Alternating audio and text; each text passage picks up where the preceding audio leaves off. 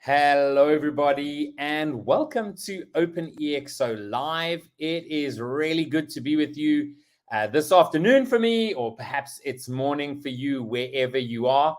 And today we have Claudia, who is calling in from Chile. And you can see our next two folks who are going to be on OpenExO Live there from Spain and Australia. Always so great to have people from all over the world. We've had a Latin America special. I think the last few OpenExO Lives have all been from Latin America, which is awesome. And before we get Claudia up on screen, I have some messages from some community members. And the first one comes from Ignacio. And he just says, Claudia studied SW engineering and psychology. This says a lot about her. She has a unique perspective on the interaction of human dynamics and technology, particularly on the tensions and needs of teams dealing with uncertainty and innovation. She is a keen learner, curious about a wide range of topics and disciplines, and always trying to expand and integrate different fields. As her friend and having worked with her on several projects, I know her commitment to perfectionism and giving her best to clients and students. Therefore, I have no doubts that her participation in OpenExO Live will be an excellent opportunity to learn more about the human side of technology and innovation. And then from Corina, Claudia is an amazing EXO leadership coach. She's honest, direct, demanding, and at the same time, empathetic and supportive. The work that she is doing at HP to deconstruct managers' mindsets towards EXO and to sustain the new innovation muscle that EXO brings to organizations is needed in every transformational process. And so with that, I want to welcome Claudia. How are you doing this morning for you? Oh, hi, Kevin. What a surprise. I was reading that thought from Corina, from Ignacio. Well, I'm so emotional. It's a pleasure for the surprise. It's always tough to know who's working with each other because I knew Corina because she was the one that said you need to speak to Claudia, and so she let me know about a few people, and so it's awesome. We've heard a little bit about you from two community members, but can you tell us a little bit about Claudia, where you've come from, what you do, and also how you came to join the OpenExO community? Okay. First of all, thank you for inviting me. This is my first time in the EXO Live and speaking in English, so this is a challenge for me. I'm from Chile, as you said. My beginning was as a software engineer, and I made a company with my ex-husband. So when we sold that company, I decided to study psychology, and after that, I became a consultant. So I have been working for 15 years with organizations, with leaders in leadership, in organizations, transformations, change process with teams. And in that journey, I met Corina. Corina was living in 2018. She was living in Chile. So I met her in a meetup meeting, and then I knew the EXO model, and I was fascinating because I found that the model is simple, is powerful, and is very practical. So my engineer mindset needs practical things, okay? And I started to study about the model. I did the certification with OpenExO, the consultant certification, and then I did the exponential innovator certification with Corina. Yes. And we, as the text you read from her, we have been working together since 2020, joining both models, the EXO model and framework, and the adaptive leadership. This is the leadership model I work with. This is a model developed in Harvard by Ronald Heifetz. And we're trying to join both models because this is a powerful approach to understand innovation, to be aware of how difficult it is to understand innovation, because the process is not just only about a framework, but only about people and people mindset and behaviors. Yeah. So now I am in both worlds. I'm still a consultant, and I also work with EXO. As you know, I work with EXO in graduate programs, and that's it. Yeah, I mean, I think the one thing, and I probably say it too much on OpenExO Live, is that the great thing about the EXO model is that it can be used with other models, right? You know, it's more umbrella, it like can augment other models as well, which is really awesome, right? And you know, obviously, right at the top of an EXO, the model is an MTP, right? You know, saying that, you know, we need to. Now, many people have, you know, have their own sort of personal MTP or an MTP for their company. You mind sharing what it is, you know, that inspires you? What is that purpose for you? Okay, you know, it was so important when you asked me a few days ago about my MTP, because I did it several months ago, but I haven't seen it again. And so important to remember your MTP, because it allows you to see bigger than your day-to-day work. So my MTP is achieving a world with conscious and brave professionals able to make real changes. And you know, when I read it again, I have 3 children, 3 grown-up human beings, okay? Yeah. And I realized I had this MTP in mind when I raised them, because they 3 are brave and conscious professionals, able and capable to do real changes. So thank you for that. Yeah. So actually, I mean, I often think that, I mean, that's a thing, right? About finding purpose. It actually is within you.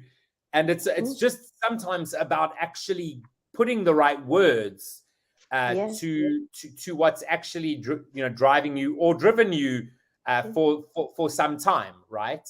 Yeah, because when I raised them, this purpose was unconscious. Yes. I did it in the way I felt I must do. But now I can join the dots. Yes. No, absolutely. Absolutely. That's wonderful. Now, you essentially get to share the EXO model, whether it's with students, professionals, and so when you first came across it, I mean, as you said, you were like, "Oh, wow, you know, this is simple and powerful."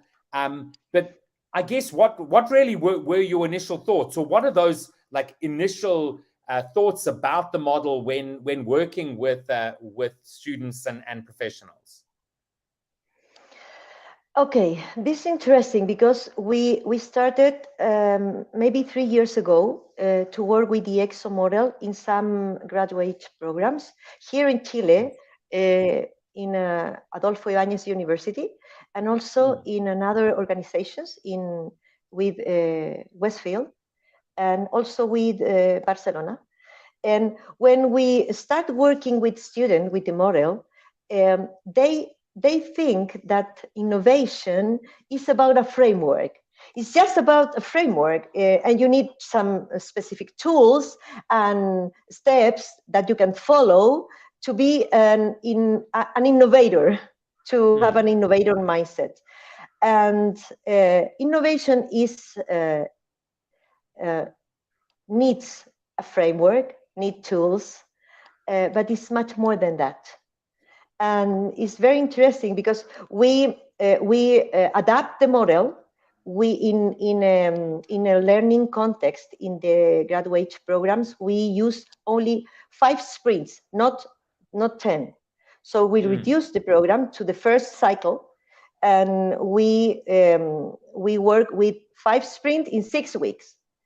And at the beginning, the student they don't know the complete framework, because we are teaching them each sprint. They are learning these specific tools for this sprint. So at the beginning, they expect from us as teachers all the information, to be sure about the process, to be sure about the tools. They see us as authority, an authority who solve them and who give them all the tools. But they start to realize that the process is very different, because innovation is not about task. It's not just about task and framework. It's about changing your mindset. And to do that, you must live the innovation and all what it means. And when they started to work in an self-managed teams, they don't have the manager role. They just have a coordinator role, and that role changes every week. So they don't have an authority to ask for answers and solutions. They must take decisions by themselves. We don't take decisions for them. And they must have tough conversations. They always have the constraint of time. So they start living many situations that they feel as tension. And they realize that they are living some things they don't like. So they expected solutions and a quickly way to do innovation, and we didn't give them something like that. Okay, yeah. I mean, I think it's quite interesting. You know, if things are too easy, then you know what are you actually maybe even learning, right? It definitely can't be too easy, and you know, innovation within an existing organization, we know is not easy, right? You know, we often speak about the immune response that you get within an existing organization when you try and do radical or innovative things. But you know, as you've said, I mean, mindset is so important. You know, over the time that you work with professionals and students, you know, do you see that change in mindset? And then also, is there a change happening perhaps because of, you know, new technologies? Also, you know, what happened with COVID, you know, is there a change in mindset that we're seeing towards innovation?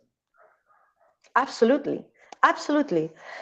Even though they suffer the first 5 weeks until the end, the final sessions, they suffer all of these experiences I told you, as conflicts, uncertainty, because this is an important thing. They work with an external company when they do the first sprints. They work for an external company, usually in an industry different from theirs.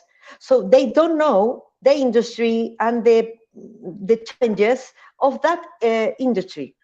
And so they have an environment full of uncertainties about the frameworks, about them, about the industry, about the outcome. They are always unsure about their work. But we are with them, giving that experience sense. we help them to understand what is happening. They have to do a retrospective with the team in each spring to see not just the task, but also the team dynamics. It's very important for them to be constantly seeing the dynamics of them, to find what are we doing wrong, what we did well, and what are we going to improve. So every sprint, they are balcony. We said in the adaptive model, go to the balcony. So to see from with perspective our dynamics. And you know, yesterday I finished the program with one group with Westfield, and I wrote some mindsets, some new mindsets they share with us, and I want to share with you and with others, because it's so powerful when you listen them at the end of the process, because they connect the dots in the final session, okay, like everyone. So I heard yesterday, it's fantastic to develop an idea going forward and backward, always iterating to deeply understand the problem and the solution. We continue understand and we continue go deeply in the problem and the solution until the end of the process. How powerful is pivoting an idea and connect with failure? Because it's so important when you are learning and you are listening the market to get feedback, to improve your idea. What important? And they were scared with the ideas of pivoting. Oh, we are going to change our idea. So this is so important in their new mindset. Trust in your teammates when you don't know them, because we needed to make collective capacities. So they realized that you can do innovation by yourself. You need collective capacity. And the other one, I fell in love with the problem, said one girl. So because we are prepared to go so fast to the solution. So all of that are change in their mindset, and they're going back to their companies with this new mindset, and this is fantastic for me. That looking my MTP, for me it's fantastic. Conscious and brave. Yeah, no, absolutely. That's wonderful. I fell in love with the problem is such an important one, right? Because having worked on also, in innovation programs and with people, falling in love with the solution is a problem for all of us, right? And you then have a solution, and when you go and you test it and you find out that actually it's not the right solution, you want to keep it because you're so in love with the solution when it needs to be discarded, right? Because all the testing says so. And it's perfectly human. We must realize that is perfectly human, but we need to challenge that that behavior, that mindset, that definition, to change that, to be willing to fall in love with the problem first. Yeah, absolutely. And now you said that you've taken EXO and you've also taken adaptive leadership, and so can you share a little bit more around the sort of adaptive leadership? What it really means to actually have adaptive challenges. So and how that fits in. I really like that question, Kevin, because for me it was great to be able to join both models, because the adaptive leadership is a leadership model with many years. But with Corina, we we discovered how powerful is the adaptive leadership to go with the organizations in innovations. And it's very important because when you face a complex change like innovation, organizations have many other complex changes. You must be able to distinguish two different kinds of challenges. Because if you don't do that, you can make a big mistake.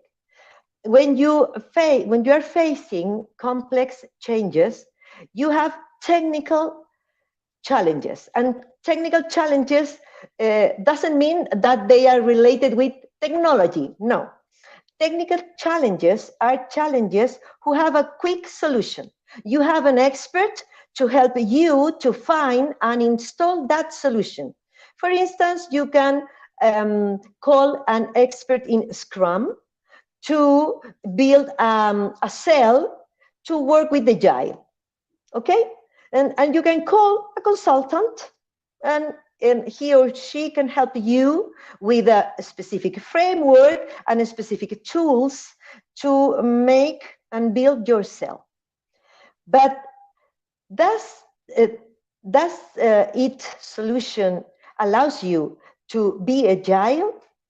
Maybe it can help you, but it's not enough. So you must identify and to be clear about adaptive challenges. So when you need to mobilize a system in progress to be more powerful, you need to see the adaptive challenges. And in adaptive challenges, you need to you need to build new mindset, because you need to challenge what you are doing in your history. You need to install new habits, new behaviors. And in the adaptive challenges, you don't have the solution.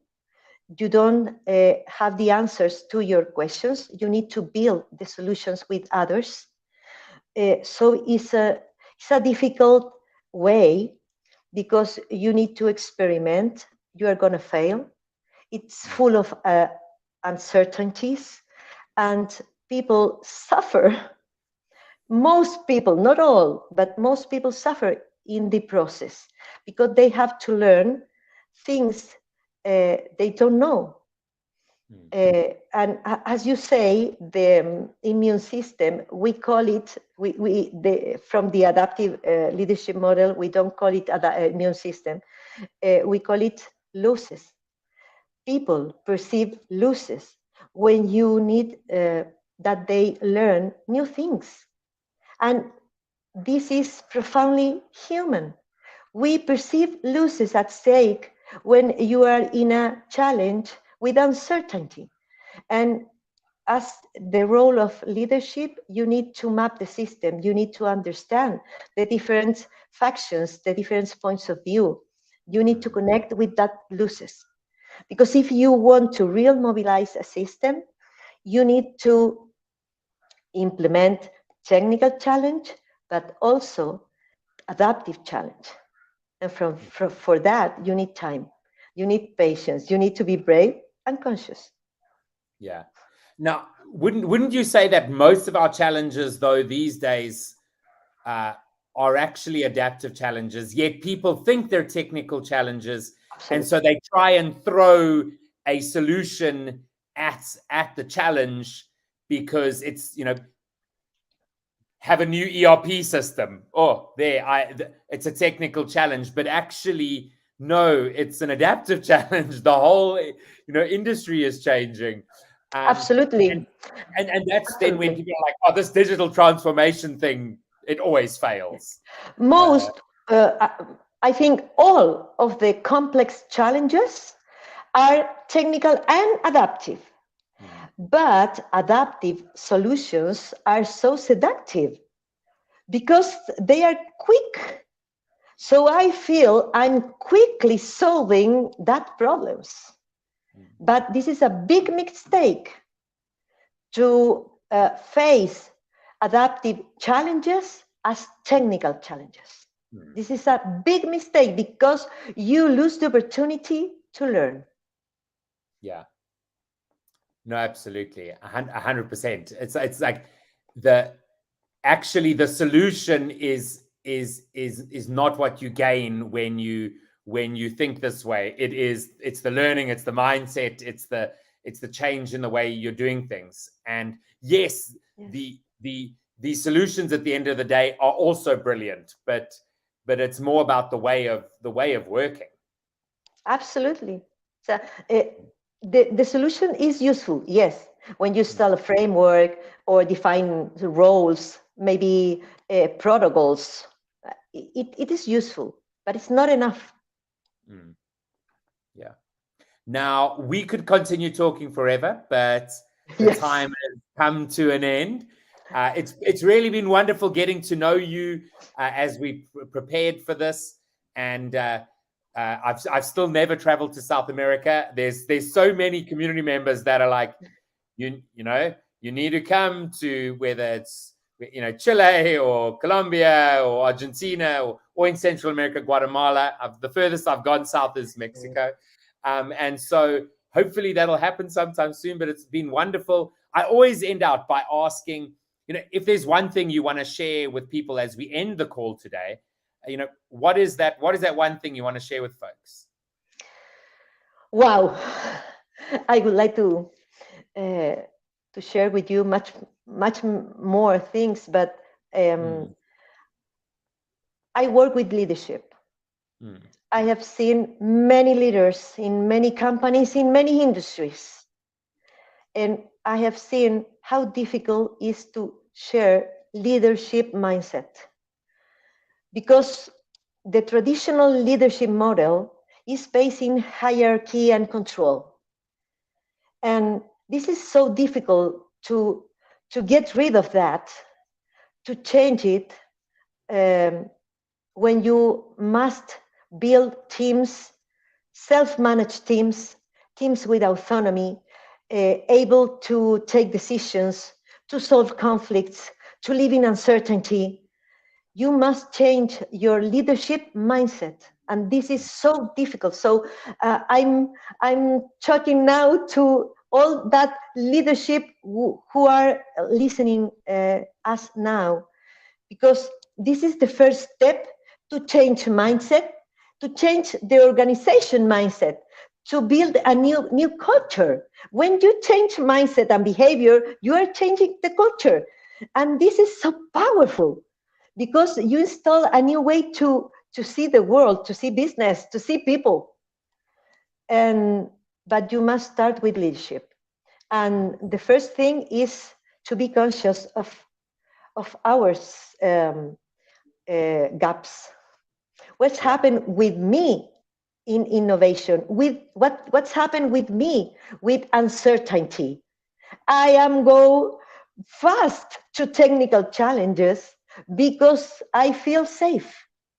So we need to be aware of us, to be self-conscious of our gaps, and challenge ourselves first, and then our teams or our organizations. This is my call. That is just perfect. Awesome, Claudia. It's been wonderful chatting with you, and I hope you have a fantastic afternoon today. Thank you. Thanks to you to allow me to share my passion, because it's my passion, to go with others in their way to be more powerful with innovation or with any other challenge.